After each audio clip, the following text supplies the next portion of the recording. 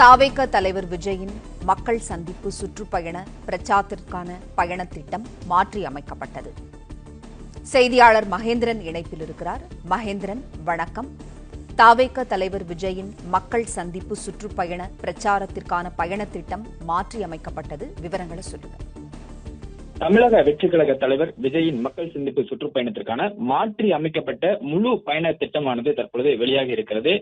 முன்னதாக டிசம்பர் 20ஆம் தேதி வரை பயணம் செய்ய திட்டமிட்டிருந்த நிலையில் தற்பொழுது பிப்ரவரி 21ஆம் தேதி வரை இந்த பயண திட்டமானது நீட்டிப்பு செய்யப்பட்டிருக்கிறது. ஏனென்றால் முதலில் ஏற்பாடு செய்யப்பட்ட பயண திட்டத்தில் ஒரு நாளைக்கு அதிகபட்சம் 3 மாவட்டங்கள் சுற்றுப்பயணம் மேற்கொள்ள திட்டமிடுந்த நிலையில் தற்போது அது 2 மாவட்டங்களாக மாற்றி அமைக்கப்பட்டிருக்கிறது. இதற்கு முக்கிய காரணம், கடந்த 13ஆம் தேதி தனது மக்கள் சந்திப்பை தொடங்கிய விஜய் திருச்சி, அரியலூர், பெரம்பலூர் ஆகிய 3 மாவட்டங்களில் சுற்றுப்பயணத்தை மேற்கொள்ள திட்டமிடப்பட்டிருந்தது.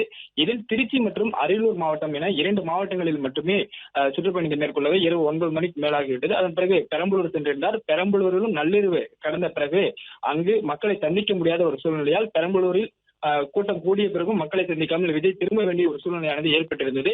இந்நிலையில் தான் அவருடைய அடுத்த கட்ட சுற்றுப்பயணங்கள் அடுத்தடுத்து 2 மாவட்டங்களாக குறைக்கப்பட்டு சுற்றுப்பயண திட்டமானது மாற்றி அமைக்கப்பட்டிருந்தது. தற்பொழுது இந்த மாற்றி அமைக்கப்பட்ட முழு பயண விவரமும் வெளியாகி இருக்கிறது.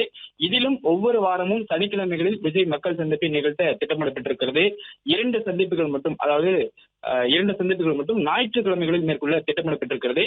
ஏற்கனவே 2 வாரங்கள் 4 மாவட்டங்களில், அதாவது பெரம்பலூர், திருச்சி, அரியலூர், திருவாரூர், நாகப்பட்டினம் ஆகிய 4 மாவட்டங்களில் விஜய் தனது பிரச்சார சுற்றுப்பயணத்தை மேற்கொண்டு நிறைவு செய்திருக்கிறார்.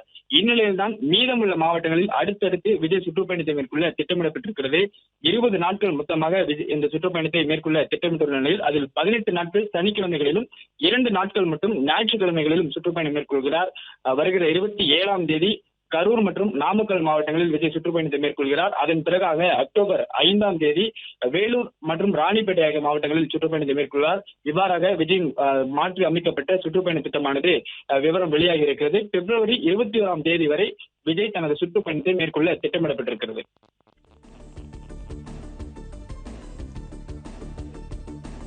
நன்றி மகேந்திரன், தகவல்களுக்கு நன்றி. பிளே ஸ்டோர் மற்றும் ஆப் ஸ்டோரில் இருந்து பாலிமர் செயலியை QR கோடு மூலம் பதிவிறக்கம் செய்யுங்கள்.